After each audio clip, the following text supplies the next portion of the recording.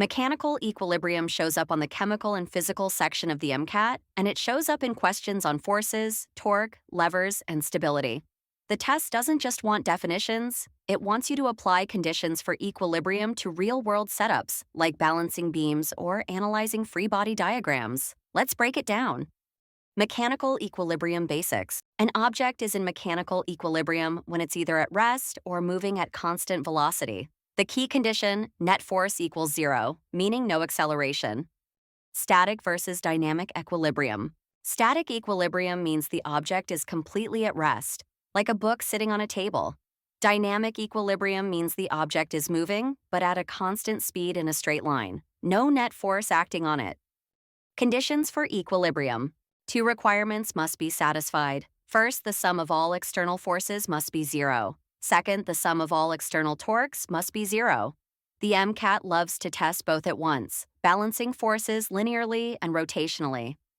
Torque. Torque is the rotational version of force. It's calculated as torque equals the lever arm distance multiplied by the applied force, where r is the perpendicular lever arm distance from the pivot, and F is the applied force.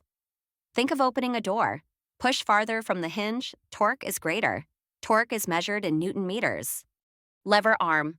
The lever arm is simply that perpendicular distance to the pivot. Small lever arm equals less torque. Larger lever arm equals more torque, even with the same force. On the MCAT, drawing the lever arm correctly is half the battle. Center of mass. The center of mass is the balance point of an object.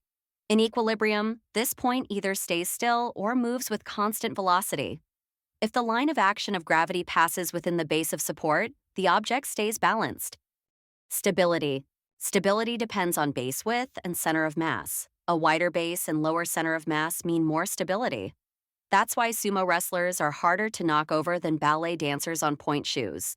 Mechanical equilibrium is one of those topics that looks simple, but on the MCAT it ties together free body diagrams, torque calculations, and center of mass reasoning.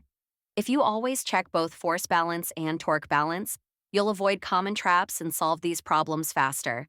With that said, here are just a few of our student success stories.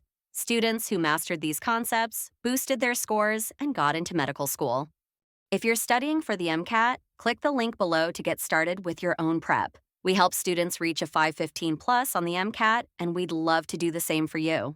And don't forget, subscribe to our channel for more MCAT breakdowns like this, and follow us on Instagram for extra tips and resources.